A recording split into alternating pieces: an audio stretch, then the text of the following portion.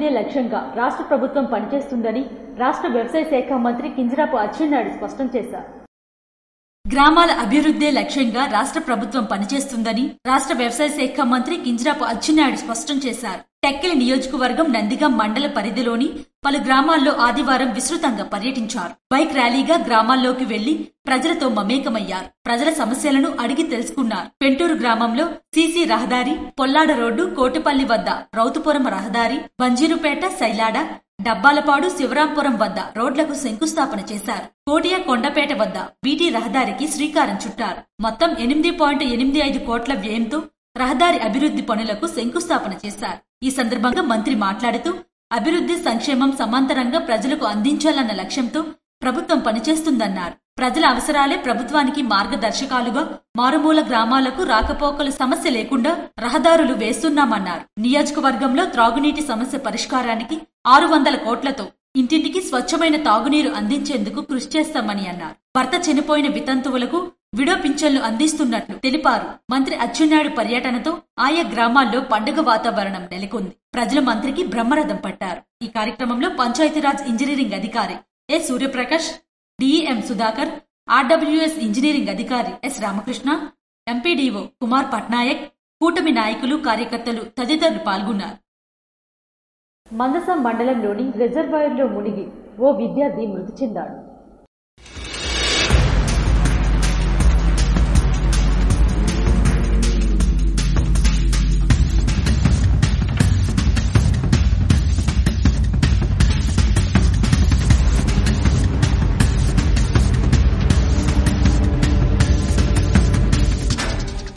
మందసం మండలం భోగబంద పంచాయతీ పరిధిలోని కొంటాసాయి గ్రామంలో శనివారం విషాద ఘటన చోటు చేసుకుంది. గ్రామానికి చెందిన డిగ్రీ విద్యార్థి సవర మంజు స్నానానికి సమీపంలో డాబర్ సింగ్ రిజర్వాయర్ కు వెళ్లాడు. స్నానానికి వెళ్లిన మంజు తిరిగి రాకపోవడంతో గ్రామస్తులు గాలించారు. జలాశయానికి వెళ్లి పరిశీలించగా మంజు మృతదేహం లభ్యమైంది. ఈ ఘటనపై పోలీసులు కేసు నమోదు చేసి దర్యాప్తు చేస్తున్నారు.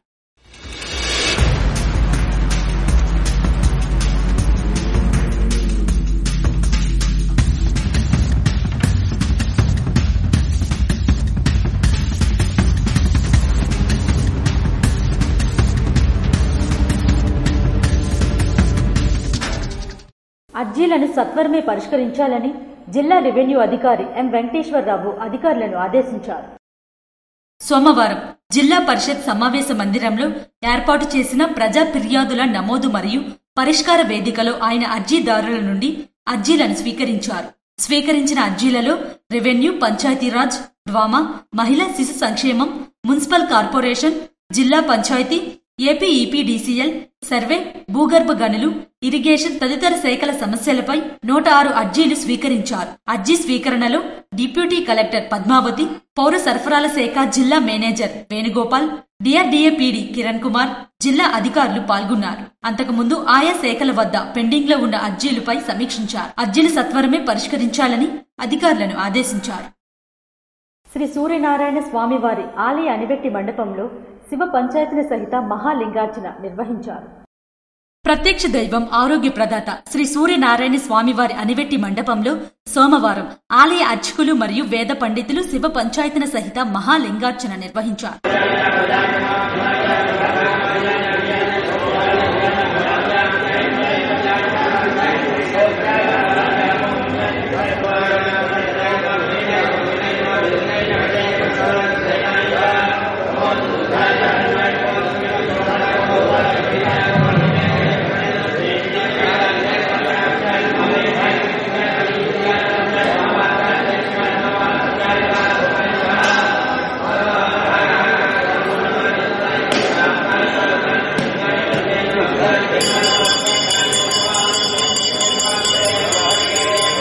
అనంతరం ఆలయంలో శ్రీ స్వామివారికి ఆలయ అర్చకులు, ప్రధాన అర్చకులు ఇప్పిలి శంకర్ శర్మ మరియు ఆలయ ఈఈఓ కేఎన్వీడి ప్రసాద్ ఈ కార్యక్రమం నిర్వహించారు. ఆమ్దల్వలస నియోజకవర్గాన్ని అన్ని రంగాల్లో సమగ్ర అభివృద్ధి చేయడమే తన లక్ష్యమని ఎమ్మెల్యే కోన రవికుమార్ స్పష్టం చేశారు.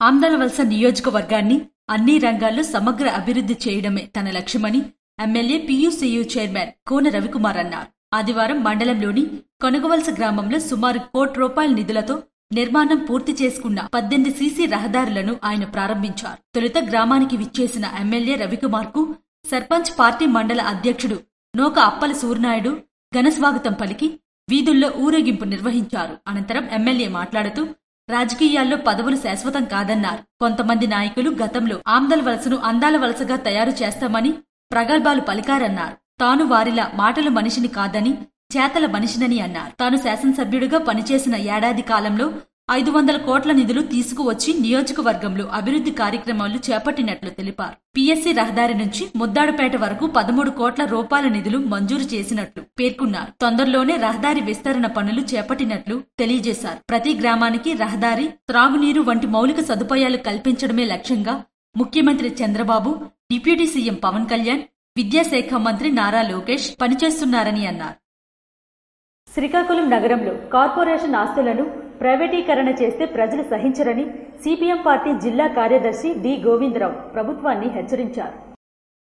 శ్రీకాకుళం నగరంలో కార్పొరేషన్ ఆస్తులను ప్రైవేటీకరణ చేస్తే ప్రజలు సహించరని సిపిఎం పార్టీ జిల్లా కార్యదర్శి డి గోవిందరావు, కార్యదర్శులకు సభ్యులు బి కృష్ణమూర్తి ప్రభుత్వాన్ని హెచ్చరించారు. స్థానిక సిపిఎం కార్యాలయంలో జరిగిన సమావేశంలో వారు మాట్లాడుతూ శ్రీకాకుళం నగరంలో చారిత్రక నేపథ్యం ఉన్న మున్సిపల్ కార్పొరేషన్ ఆస్తులతో పాటు శ్రీకాకుళం నగరంలోని పెద్ద market, Bapuji Kalamandir, Gandhi park, diamond park, Kargil park, Nagavali river park, LBS colony park, జిల్లా గ్రంథాలయ సంస్థ, పెద్దపాడు చెరువు, విజయతిథ్య పార్కు తదితర విలువైన ఆస్తులను ప్రైవేట్ వ్యక్తులకు కారు చౌకగా ప్రభుత్వం ప్రైవేట్ వ్యక్తులకు కట్టబెట్టాలని చూస్తుందని వారు విమర్శించారు. దీనిపై కేంద్ర పౌర విమానయాన శాఖ మంత్రి కింజరాపు రామ్మోహన్ నాయుడు ప్రజలకు సమాధానం చెప్పాలని డిమాండ్ చేశారు. ప్రభుత్వ ఆస్తులను ప్రైవేట్ వ్యక్తులకు కట్టబెట్టడమే అభివృద్ధా అని వారు ప్రశ్నించారు. కేంద్ర మంత్రిగా శ్రీకాకుళం నగర అభివృద్ధికి ప్రభుత్వం నుంచి నిధులు ఎందుకు తీసుకురాలేకపోతున్నారని వారు ప్రశ్నించారు.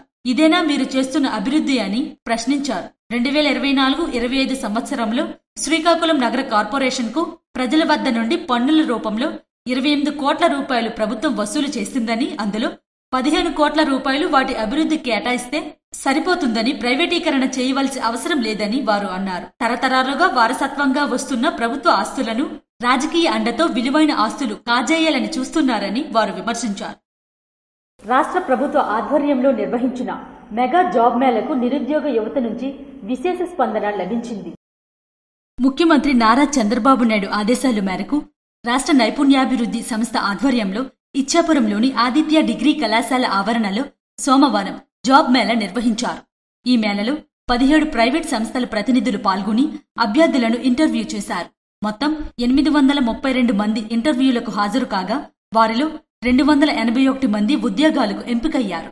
ఈ మేళకు ముఖ్య అతిథిగా పాల్గొన్న ప్రభుత్వ విప్ ఇచ్చాపురం ఎమ్మెల్యే బెందాలం అశోక్ మాట్లాడుతూ గతంలో యువత ఉద్యోగాల కోసం కంపెనీల చుట్టూ తిరిగేవారు.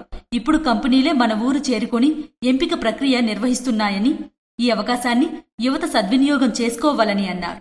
కళాశాల ప్రిన్సిపల్ ఎం రాజేంద్ర ప్రసాద్ మాట్లాడుతూ నైపుణ్యాభివృద్ధి సంస్థ చేపడుతున్న కార్యక్రమాల వల్ల యువత నైపుణ్యాల్లో ముందడుగు వేస్తున్నారని అన్నారు. ప్రతి నిరుద్యోగి ఈ రోజు జరిగిన జాబ్ మేళను ఉపయోగించుకోవాలని సూచించారు. ఈ కార్యక్రమంలో జనసేన నియోజకవర్గ ఇన్ఛార్జ్ దాసరి రాజు, కళాశాల డైరెక్టర్లు SV Ramana, J Shekar, T Kamesh, రాష్ట్ర నైపుణ్యాభివృద్ధి సంస్థ సిబ్బంది, కళాశాల సిబ్బంది తదితరులు పాల్గొన్నారు. అంతర్జాతీయ యోగా దినోత్సవం సందర్భంగా బి గొనపపుట్టుగా ఉన్నత పాఠశాలలో యోగా విద్యపై వ్యాసరచన నిర్వహించారు. అంతర్జాతీయ యోగా దినోత్సవం సందర్భంగా బి గొనపపుట్టుగా ఉన్నత పాఠశాలలో యోగా విద్యపై వ్యాసరచన, వక్తృత్వం, డ్రాయింగ్ పోటీలు నిర్వహించి వారికి సోమవారం బహుమతులు అందజేయడం జరిగిందని హెచ్ఎం వీరభద్రారావు తెలిపారు. యోగా విద్య ద్వారా మానసిక ప్రశాంతతతో పాటు శారీరక ఆరోగ్యం ఉంటుందని ఆయన అన్నారు. ఈ సందర్భంగా నిర్వహించిన కార్యక్రమంలో గెలుపొందిన విద్యార్థులకు బహుమతులు అందజేశారు. ఈ కార్యక్రమంలో ఇన్ఛార్జ్ హెచ్ఎం బల్లెడ బాబురావు, ఉపాధ్యాయులు ప్రసాద్ బాబు, వైకుంఠరావు, విద్యార్థులు తదితరులు పాల్గొన్నారు. ఆఫ్సోర్స్ నిర్వాసితుల న్యాయమైన డిమాండ్లను ప్రభుత్వం వెంటనే పరిష్కరించాలని చేపర వెంకటరమణ డిమాండ్ చేశారు. ఆఫ్సోర్స్ నిర్వాసితుల న్యాయమైన డిమాండ్లను ప్రభుత్వం వెంటనే పరిష్కరించాలని, నిర్వాసితుల సమస్యల పట్ల ప్రభుత్వం నిర్లక్ష్య వైఖరి విడనాడాలని సిపిఐ జిల్లా కార్యదర్శి చేపర వెంకటరమణ, వ్యవసాయ కార్మిక సంఘం రాష్ట్ర కార్యదర్శి వి వెంకటేశ్వర్లు ప్రభుత్వాన్ని డిమాండ్ చేశారు. సోమవారం నిర్వాసితులతో కలిసి జిల్లా గ్రీవెన్స్ సెల్ ముందు ధర్నా నిర్వహించారు. అనంతరం వారు మాట్లాడుతూ 18 ఏళ్లు కావస్తున్నా ప్రాజెక్ట్ పని నత్తనడకగా సాగుతుందని ధ్వజమెత్తారు. నిర్వాసితులు చాలా రోజులుగా రిలే నిరాహార దీక్షలు చేస్తున్నా కూటమి ప్రభుత్వం కనీసం స్పందించకపోవడం అన్యాయమని అన్నారు. రిజర్వాయర్ పనులు ప్రారంభించి చాలా ఏళ్లు గడుస్తున్నా ప్రాజెక్టు అంచనా వ్యయం 120 కోట్ల నుంచి 55 కోట్ల వరకు పెంచినప్పటికీ నిర్వాసితులకు చెల్లించవలసిన పరిహారం విషయంలో ప్రభుత్వం నిర్లక్ష్యంగా వ్యవహరిస్తుందని అన్నారు. జిల్లాలో ఉన్న మంత్రులు, పలాస, పాతపట్నం నియోజకవర్గ ఎమ్మెల్యేలు జోక్యం చేసుకుని నిర్వాసితులతో సంయుక్త సమావేశం ఏర్పాటు చేసి సమస్యపై చర్చించి ప్రభుత్వం దృష్టికి తీసుకువెళ్లాలని సూచించారు. ఈ సమస్య పరిష్కరించేంత వరకు ఎంతటి పోరాటమైనా కొనసాగిస్తామని పిలుపునిచ్చారు. ఈ కార్యక్రమంలో వ్యవసాయ కార్మిక సంఘం రాష్ట్ర ఉపాధ్యక్షులు జి సింహాచలం, ఏఐవైఎఫ్ రాష్ట్ర అధ్యక్షులు ఎం యుగంధర్, ఏపీ వ్యవసాయ కార్మిక సంఘం జిల్లా కార్యదర్శి లండ వెంకట్రావు, ఏఐవైఎఫ్ జిల్లా అధ్యక్ష కార్యదర్శులు బొత్స సంతోష్, కొన్న శ్రీనివాస్ పెద్ద ఎత్తున నిర్వాసితులు పాల్గొన్నారు. సోమవారం శ్రీ సూర్యనారాయణ స్వామివారిని దత్తేశ్వరానంద భారతి స్వామి దేవాలయంకు విచ్చేసి శ్రీ స్వామివారిని దర్శించుకున్నారు. ప్రత్యక్ష దైవం, ఆరోగ్య ప్రదాత శ్రీ సూర్యనారాయణ స్వామివారిని సోమవారం పీఠ ఉత్తరాధికారి శ్రీ శ్రీ శ్రీ దత్తేశ్వరానంద భారతి స్వామివారు దేవాలయంకు విచ్చేసి శ్రీ స్వామివారిని దర్శించుకున్నారు. వారికి ఆలయ ప్రధాన అర్చకులు ఇప్పులి శంకర శర్మ మరియు ఆలయ కార్యనిర్వహణ అధికారి కేఎన్వీడి ప్రసాద్లు ఘనంగా స్వాగతం పలికారు. తదుపరి ఆలయ అర్చకులు వేద మంత్రాలతో ఆశీర్వదించారు. వారికి ఆలయ కార్యనిర్వహణ అధికారి కేఎన్వీడి ప్రసాద్ శ్రీ స్వామివారి ప్రసాదాలను అందజేశారు. ఈ కార్యక్రమంలో ఆలయ అర్చకులు మరియు వేద పండితులు, ఆలయ సిబ్బంది పాల్గొన్నారు. ఇవి ఈనాటి వార్తలు. మరిన్ని వార్తలతో మళ్లీ కలుద్దాం. చూస్తూనే ఉండండి ఎస్ఎస్ న్యూస్.